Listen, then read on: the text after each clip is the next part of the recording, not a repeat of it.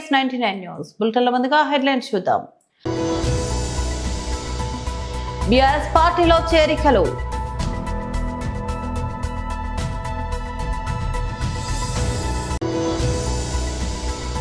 మాజీ మంత్రి గుంటూరు జిల్లా వైఎస్ఆర్సీపీ అధ్యక్షులు అంబటి రాంబాబు ప్రెస్ మీట్.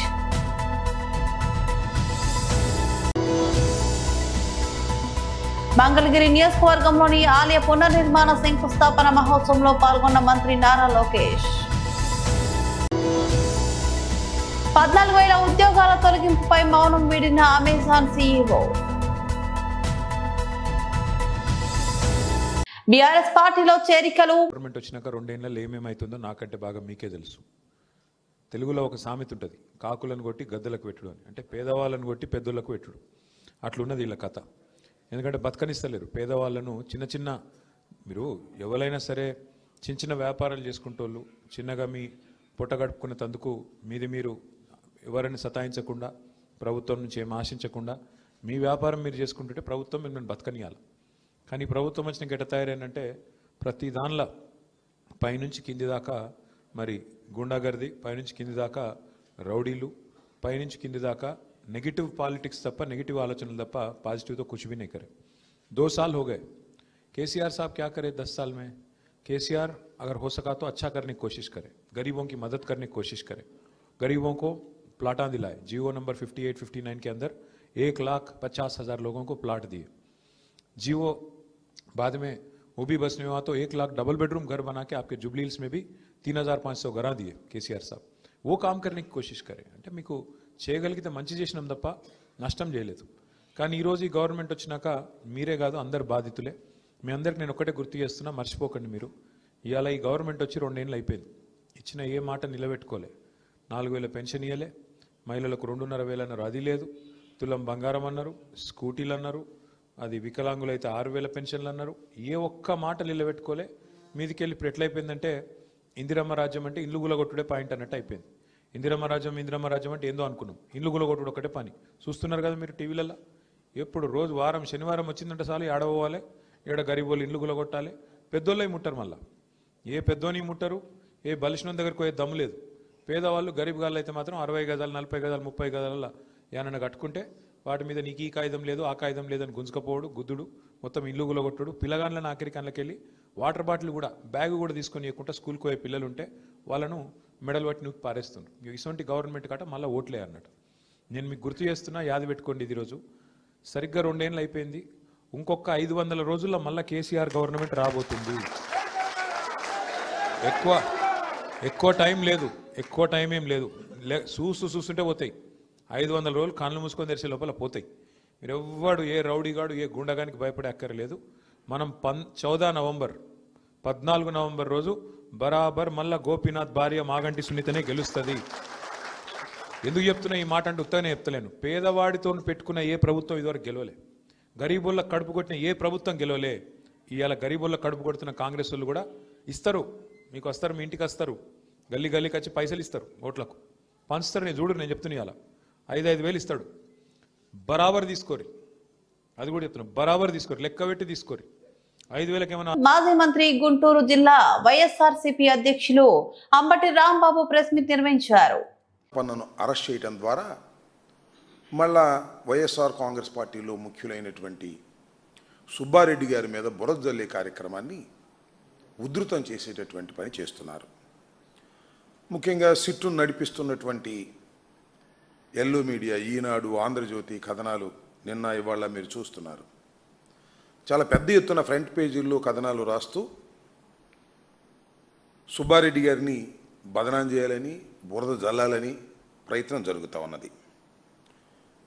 ప్రపంచవ్యాప్తంగా చంద్రబాబు నాయుడు గారి చేష్టల వలన హిందూ మతస్థులు చాలా బాధపడుతున్నటువంటి తరుణం మీ అందరికీ గుర్తుండే ఉంటుంది.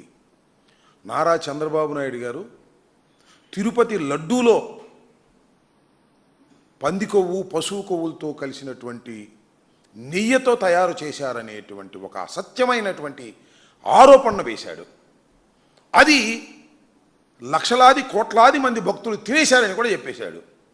చాలా దురదృష్టకరమైనటువంటి ఒక అపవాదు, ఆధారాలు లేని అపవాదు. దాంతో హిందువులందరూ కూడా చాలా బాధపడినటువంటి సందర్భం. దాని మీద సుబ్బారెడ్డి గారు, పార్లమెంటరీ నాయకుడైనటువంటి మా సుబ్బారెడ్డి గారు, మాజీ చైర్మన్ అయినటువంటి టీడీ బోర్డుకు సంబంధించినటువంటి చైర్మన్ అయినటువంటి సుబ్బారెడ్డి గారు ఏకంగా సర్వోన్నత న్యాయస్థానమైనటువంటి సుప్రీంకోర్టును ఆశ్రయించడం జరిగింది.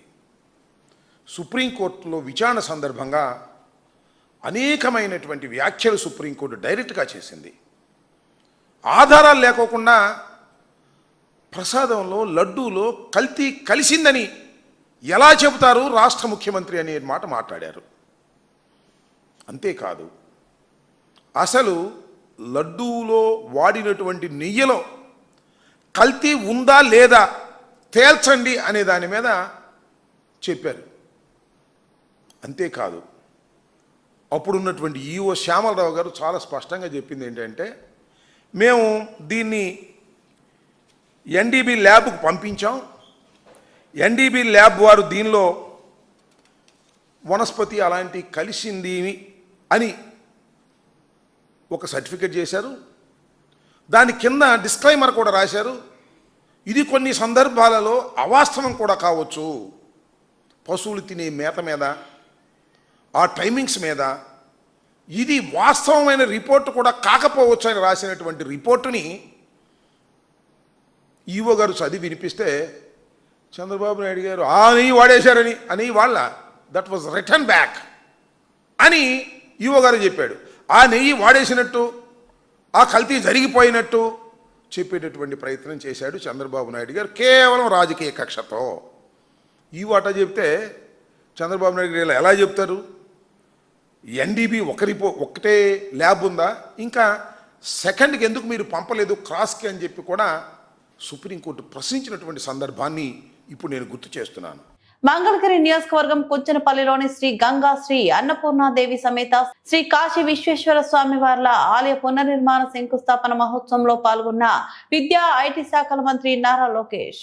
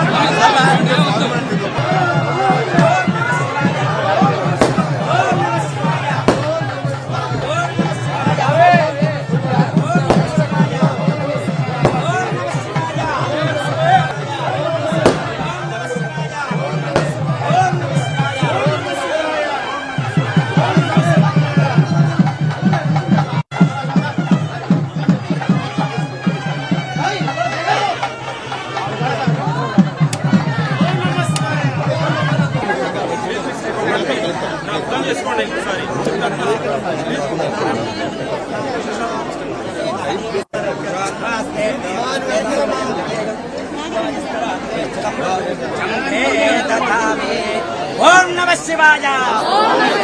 ఓం నమః శివాయ.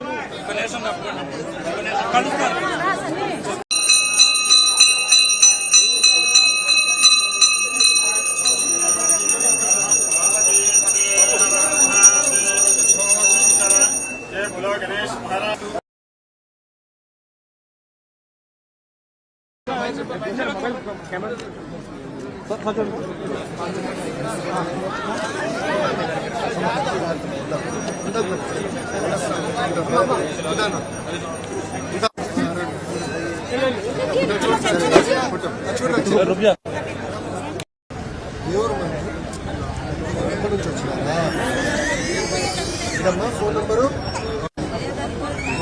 ఫోన్ చేస్తాను, కంగారు ఓకేనమ్మా. ఫోన్ చేస్తానమ్మా, గంట సమయంలో ఆఫీస్ నుంచి ఫోన్ చేస్తాను, ఓకేనా? ఉంటానమ్మా.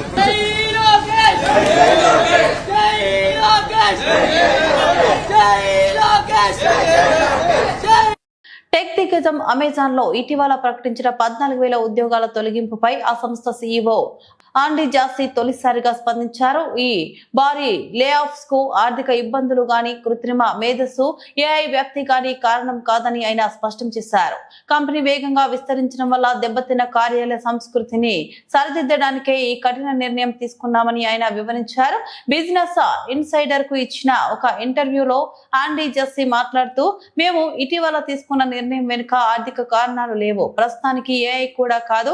ఇది పూర్తిగా మా కంపెనీ కల్చర్ కు సంబంధించిన విషయం అని తెలిపారు. గత కొన్నాళ్లుగా కంపెనీ వ్యాపారాలు, ఉద్యోగుల సంఖ్య, కార్యాలయాలు విపరీతంగా పెరిగాయని, దీనివల్ల సంస్థలో అనవసరమైన స్థాయిలు, లేయర్స్ పెరిగిపోయాయని ఆయన పేర్కొన్నారు. ఇలా జరిగినప్పుడు క్షేత్రస్థాయిలో పనిచేసే వారిలో ఓనర్షిప్ భావన తగ్గిపోతుంది. ఇది కంపెనీ వేగాన్ని మందగింపచేస్తుందని జాస్తి వెల్లడించారు. అయితే ఆండీ జాస్తి వ్యాఖ్యలకు కంపెనీలోని ఇతర ఉన్నతాధికారుల ప్రకటనలకు మధ్య స్పష్టమైన వైరుధ్యం కనిపిస్తోంది. అక్టోబర్ 28న ఈ తొలగింపులు ప్రకటిస్తూ సీనియర్ వైస్ ప్రెసిడెంట్ బెత్ గల్లెట్టి తన బ్లాగ్ పోస్ట్ లో ఏఐ ప్రభావాన్ని ప్రస్తావించారు. ఇంటర్నెట్ తర్వాత ఏఐ అత్యంత పరివర్తనాత్మక సాంకేతికత. దీని ద్వారా వేగంగా ఆవిష్కరణలు చేపట్టాలంటే మా సంస్థ తక్కువ స్థాయిలలో ఎక్కువ ఓపెనర్షిప్ తో చురుగ్గా లీన్ గా ఉండాలని అని ఆమె పేర్కొన్నారు. తెలంగాణ గిరిజన సంక్షేమ మహిళా డిగ్రీ కళాశాల Mulugu Eturu Nagaram NSS programme officer doctor Radhika K ఆధ్వర్యంలో నిర్వహించబడుతున్న 7 రోజుల ఎన్ఎస్ఎస్ శిబిరంలో భాగంగా తేదీ 29/10/2025 5వ రోజు చిన్నబోయినపల్లి గ్రామంలో ప్లాస్టిక్ వాడకాన్ని నిషేధించాలనే అంశంపై విద్యార్థులు మరియు ఎన్ఎస్ఎస్ యూనిట్ అవగాహన ర్యాలీ నిర్వహించారు. ప్లాస్టిక్ వాడకాన్ని నివారించండి, పర్యావరణాన్ని కాపాడండి వంటి నినాదాలు చేస్తూ విద్యార్థులు ముందుకెళ్లారు. సమీపంలోని వరి పొలాలను సందర్శించారు, రైతులతో సంభాషించారు మరియు పంట పరిస్థితులను పరిశీలించారు. ఈ కార్యక్రమంలో కళాశాల ఎన్ఎస్ఎస్ సభ్యులు మరియు లెక్చరర్లు R Manjula, A Jyothi, staff nurse G Jyothi, caretaker G Saritha మరియు ఎన్ఎస్ఎస్ వాలంటీర్లు పాల్గొన్నారు. రమేష్ సార్ గారికి, మన వార్డెన్ సార్ నరసింహారావు సార్ గారికి, సో ఈ స్కూల్ బాయ్స్ ఫస్ట్ వాళ్ళకి థ్యాంక్ చెప్పాలి. నేను కనపడగానే వాళ్ళు పరిగెత్తుకుంటూ నా దగ్గరికి వస్తుంటారు. చాలా థ్యాంక్స్ బాయ్స్. కొన్ని డేస్ నేను 7 days పరిచయము, చాలా నాకు దగ్గరగా హార్ట్ టచ్ అయిపోయారు.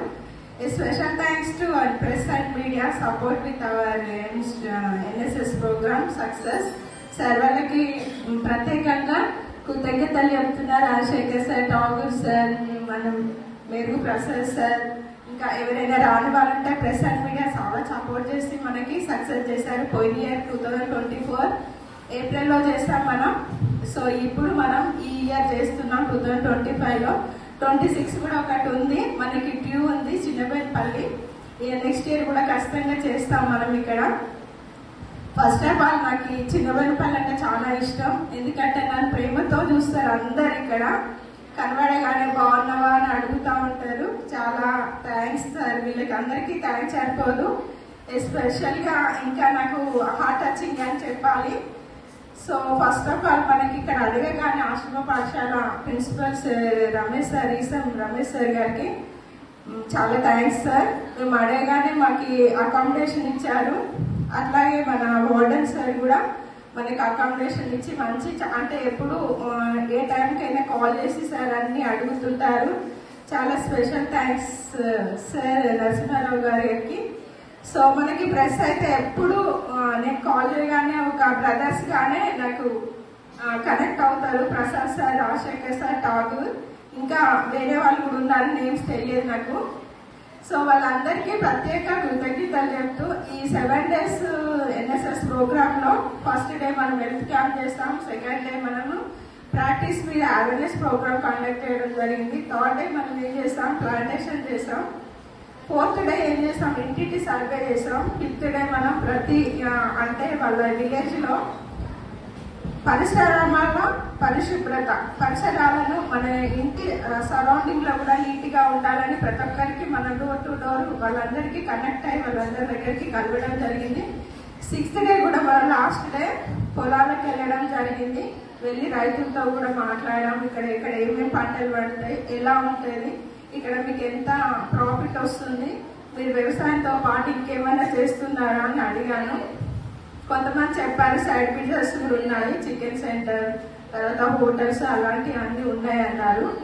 వాళ్ళందరూ చాలా సపోర్ట్ చేశారు. మళ్ళా వచ్చావా అని అడిగారు నన్ను.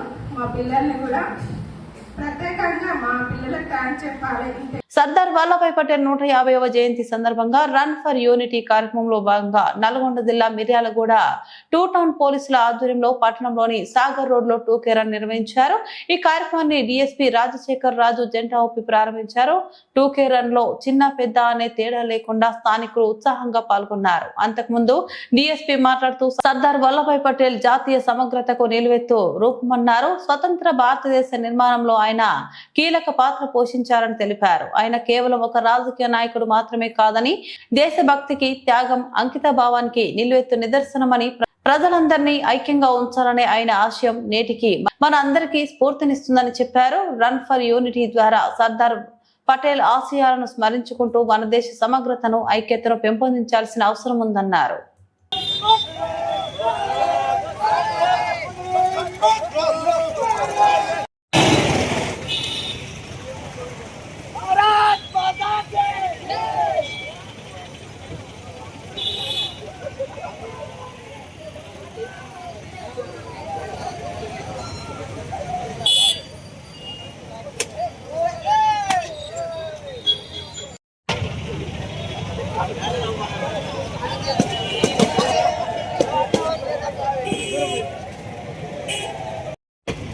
ఈరోజు ఈ 31 అక్టోబర్ 2025 వచ్చిన డిపార్ట్మెంట్ ఆదేశాల మేరకు, ప్రభుత్వ ఆదేశాల మేరకు భారతదేశంలో మనిషిగా కొనసాగిన సర్దార్ వల్లభాయ్ పటేల్ గారి 150వ జయంతి సందర్భంగా ఈ యూనిటీ ర్యాలీ అనేది నిర్వహించడం జరిగింది. ఇది అన్ని పోలీస్ స్టేషన్స్ పరిధిలో కూడా SHO ఆధ్వర్యంలో యూత్, చిల్డ్రన్ తోటి ఈ యూనిటీ ర్యాలీ కాబట్టి వీరంతా కూడా భారతదేశంలో మనం అందరం కూడా ఒకటి, దేశంలో ఒక ఇంటిగ్రిటీ, ఒక యూనిటీ ఉందని చూపెట్టుకోవడానికి, మన దేశ సమైక్యతను చాటడానికి జరిగినటువంటి ర్యాలీ. దీంట్లో అందరూ కూడా ఉత్సాహంగా పాల్గొన్నారు. పోలీస్ శాఖ తరఫున ఆర్గనైజ్ చేసినటువంటి ర్యాలీలో పాల్గొన్న అందరికీ, అన్ని సంఘాలకు కూడా మేము మనస్ఫూర్తిగా కృతజ్ఞతలు తెలియజేస్తున్నాం. Thank you. జగిత్యాల జిల్లా రాజారంపల్లి గ్రామంలో గత 20 రోజుల నుంచి పోసిన వరి ధాన్యం అకాల వర్షానికి తడిచి ముద్దయింది. రాష్ట్ర ప్రభుత్వం ఇప్పటి వరకు ఐకేపీ సెంటర్ ను ప్రారంభించలేకపోగా ప్రజా ప్రభుత్వం అని చెప్పుకునే రేవంత్ రెడ్డి సర్కార్ తక్షణమే ప్రజల పక్షాన ఉండి తడిసిన వరి ధాన్యాన్ని కొనుగోలు చేసి రైతులు ప్రభుత్వం అని నిరూపించుకోవాలని రాజారంపల్లి బీఆర్ఎస్ పార్టీ నాయకులు అన్నారు. రైతుల పక్షాన ప్రతి ఒక్క బీట్లు తిరుగుకుంటా తడిసిన ప్రతి ఒక్క ధాన్యం గింజను కట్టింగ్ లేకుండా పాత గవర్నమెంట్ ఉన్నప్పుడు, మాజీ మంత్రి కొప్పులీశ్వర్ ఉన్నప్పుడు ఎలాగైతే కలెక్టర్లకు గాని, వ్యవసాయ శాఖ అధికారులకు గాని ఆదేశాలు ఎట్లయితే జారీ చేసిండో అట్లా జారీ చేసి లక్ష్మణ్ కుమార్ గారు రాజరంపల్లి గ్రామంలోనే ఇంత పరిస్థితి ఇట్లుందంటే మన ధర్మపురి నియోజకవర్గం మొత్తం పరిస్థితి ఏందో ఒకసారి మీకు అధికారులను నివేదిక అడిగితే చెప్తారు. మీరు ఆ ఎలక్షన్ క్యాంపెయినింగ్ బంద్ చేసి ధర్మపురి నియోజకవర్గానికి వచ్చి ఈ రైతుల పక్షాన కేసీఆర్ ప్రభుత్వం రైతులు రాజు చేస్తా అని చెప్పిండు. ఆ రైతులు రాజు చేసిన ఏందో కానీ మీ ప్రభుత్వం వచ్చినాక రైతులు అరిగోసపడుకుంటా యూరియా బస్తాలకే నిద్రలు లేకుండా గడుపుకుంటూ ఒక్కొక్క బస్తా తెచ్చుకుని ఏదో పండించిన పంటను అమ్ముకుందామనే టైంకు ఇప్పటి వరకు కూడా రాజరంపల్లి యొక్క ఐకేపీ సెంటర్ ఓపెన్ చేయలేదు. ఆ ఐకేపీ సెంటర్ ని ఎందుకు ఓపెన్ చేస్తలేరో కూడా మీ ఉన్నతాధికారులు తప్పకుండా తెలియాల్సిందే. 20 రోజులైతుంది ధాన్యం పోసి రైతులు ఎత్తుకుంటా ట్రాక్టర్లలో ఇళ్లకు తరలించుకుంటా ఎండబోసుకుంటా మళ్ళీ నీకు జోకాలంటే టైం లేదు. తడిసిన ధాన్యంతో పాటు మొలికెత్తినా కూడా కటింగ్ లేకుండా వాళ్ళ ధాన్యాన్ని కొనే వరకు రైతుల పక్షాన బీఆర్ఎస్ పార్టీ ఇళ్ల ఉంటుంది. మీరు తప్పకుండా ఇప్పుడు రైతును కూడా అడగండి, చెప్తాడు వాళ్ళని కూడా. మేము 20 రోజుల కోసి మాకు పట్టించుకునేటోళ్ళు లేరు. అంత నాయనవి పోసుకుపోతున్నాం ఇండ్లకు. మళ్ళా ఇదంతా అంగడంగడు ఉన్నది. ఈ గవర్నమెంట్ వచ్చిన కాడికి లాసే కానీ లాభం అయితే ఏం లేదు. మాకు చేయాలి, దయచేసి మాకు మొత్తం న్యాయం జరిగేటట్టు చేయాలి. రైతులకు తడిచిన ధాన్యాలు కొనాలి, మొలకొచ్చినవి కొనాలి, అన్ని మంచిగా చేయాలి. మాకు ఊరియా బత్తా లేక సగం పంట పడితే సగం పంట కూడా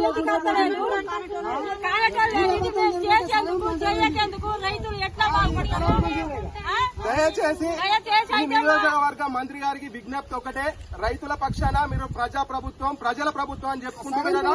మీరు ప్రజల ప్రభుత్వాన్ని నిరూపించుకోవడానికి తక్షణమే మీ వడ్లను మీ ఐకేపీ సెంటర్ ను ఓపెన్ చేపించి ఎట్లున్న వడ్లను అట్లా జోకించుకొని మీ ఐకేపీ సెంటర్లతో జోకాలని ఆదేశాలు జారీ చేస్తారని ఆశిస్తూ రానున్న రోజులలో ఇప్పుడున్న పరిస్థితి రాకుండా ఉండాలంటే ఏం చేయాలో దాని మీద కూడా చర్యలు రైతు రైతు రైతో పాడుగాను నీ రాతో మెతుకు మెతుకుపై నీ పేరున్న వెతుకులాట నీ బతుకు చివరకు చేరుతుంది ఏ చితికో రైతు రైతు రైతో పాడుగాను నీ రాతో మెతుకు మెతుకుపై నీ పేరున్న వెతుకులాట నీ బతుకు చివరకు చేరుతుంది ఏ చితికో నువ్వు పండించే ధాన్యమే దేవుని గుళ్ళో ప్రసాదం ఆ దేవుడికెందుకు తెలియదు మరి నీ ఇంట్లో నీ విషాదం కళ్ళకత్తుకొని తింటారు నీ కన్నీళ్ళెవరు బులెటిన్ ముగించే ముందు మరోసారి హెడ్లైన్స్ చూద్దాం. బీఆర్ఎస్ పార్టీలో చేరికలు.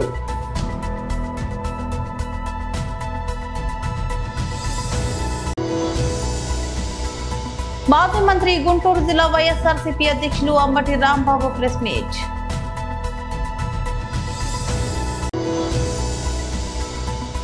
మంగళగిరి నియోజకవర్గంలోని ఆలయ పునర్నిర్మాణ శంకుస్థాపన మహోత్సవంలో పాల్గొన్న మంత్రి నారా లోకేష్. 14,000 ఉద్యోగాల తొలగింపుపై మౌనం వీడిన అమెజాన్ సీఈఓ. ఇవి బులెటిన్ అప్డేట్స్. మరో బులెటిన్లో మళ్ళీ కలుద్దాం. అంతవరకు సెలవు. నమస్తే.